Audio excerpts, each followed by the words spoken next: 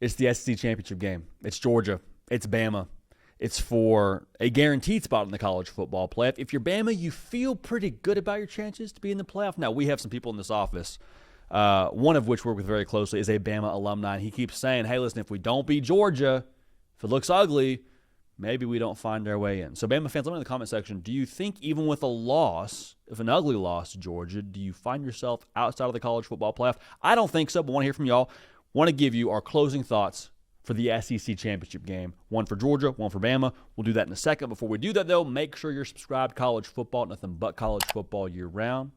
You love the sport. We love the sport. We're dialed in the conference title weekend, the portal, recruiting, all those things, and so are you because you're a college football sicko, and we appreciate you being subscribed. Closing thought here for Georgia. I would not be surprised in the slightest. I actually think this is what they're going to do. I think Georgia's going to try to squeeze the game as much as possible. As much as possible, because when you look back on what last game was for Georgia, when they lost to Alabama, time of possession massively favored the Crimson Tide. 35 minutes, 24 minutes. And if you're Georgia, you're going back and saying, wait a second. We can squeeze this game because we can squeeze the line of scrimmage. We can squeeze that clock because, honestly, when we ran the ball for 7 yards a carry that first time against Bama, we were the more physical team, and we lost. How do you run the ball for 200 yards and still lose the game? Well, Ty Simpson goes out of his mind. That's one way it happens. The other way it happens is you don't have enough possessions, quite frankly, to do what you want to do on the offensive side of the ball. So when I go back to Georgia here, if you can control the clock and still control the line of scrimmage, I think that's ultimately the way they would win the football game. Going back to what I said, though, if you can condense the game enough to where Ty Simpson gets the least amount of opportunities possible to impact this game, I think that's a game that Georgia wants to play.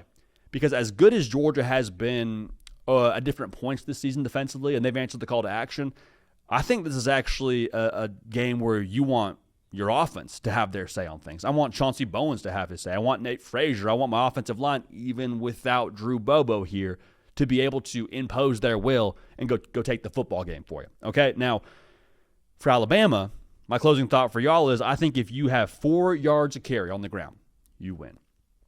4 yards of carry. You don't have to have a bunch of home runs. You don't have to have 200 yards yourself on the ground. If you have enough on the ground to get the things downstream of that game to go your way, I think you're in a really good spot. Now, to be clear, Alabama won this game last time going for 3 yards of carry. Now, the reason why I feel this way, I think Georgia's offense has evolved and improved even since this game was played in September. I trust Gunnar Stockton more. Again, I told you I think the run game is in a good spot. I don't think you fixed the run defense overnight, Alabama. So if you can have some control yourself in this game with how you run the football, and then you're also able to unlock some play-action game. You're able to mellow out the Georgia defense a little bit with how creative they can be when it comes to their pre-snap looks.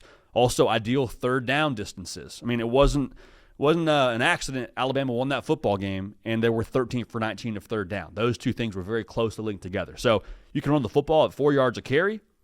I don't know if you're going 13 of 19 on third down, but you're closer to that than being in a negative percentage when it comes to third downs. So all that's to say for Alabama, running the football opens up everything else offensively, maximizes Ty Simpson, and tilts the game very much so towards Bama. So at the end of the day here, who would have thought Georgia, Alabama, SEC title game, going to come down to who is more physical, who's better up front line of scrimmage, and then who can do more off of those physical plays and take the football game in Atlanta.